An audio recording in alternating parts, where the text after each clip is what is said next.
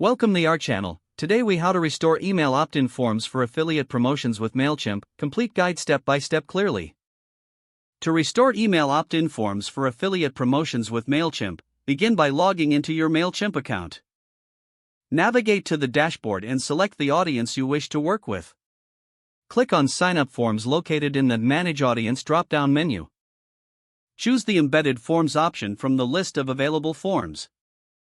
Customize the form settings to fit your branding and the specific goals of your affiliate promotions. Adjust the fields to include necessary information, such as name and email address. Confirm that the form's design aligns with your website's theme for better integration. Once you've finished customizing, copy the generated code provided by Mailchimp. Head over to your website editor and paste the code in the desired location where you want the opt-in form to appear. Save your changes and preview your website to ensure the form displays correctly.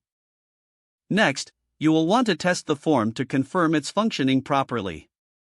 Submit a test email and check if it successfully adds to your Mailchimp audience.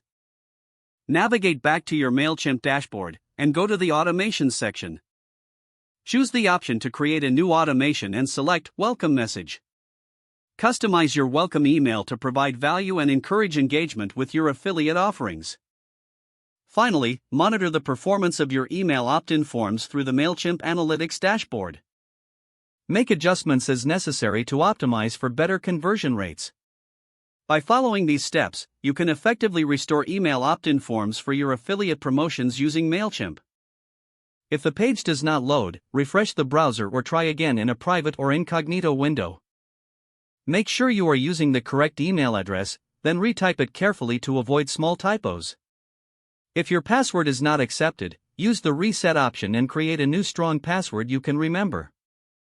Check your spam folder for verification or security emails, then complete any requested confirmation steps. Enable two-factor authentication if available to improve account security and reduce unauthorized access risk. After signing in, review your profile details so your contact information and settings are accurate and current. If you see an error message, note it down and try again after restarting your device and internet connection. Log out when you finish, especially on shared devices, to keep your account and payment information secure. If the page does not load, refresh the browser or try again in a private or incognito window. Make sure you are using the correct email address, then retype it carefully to avoid small typos. Don't forget to like this video and subscribe to our channel for more step-by-step tech guides.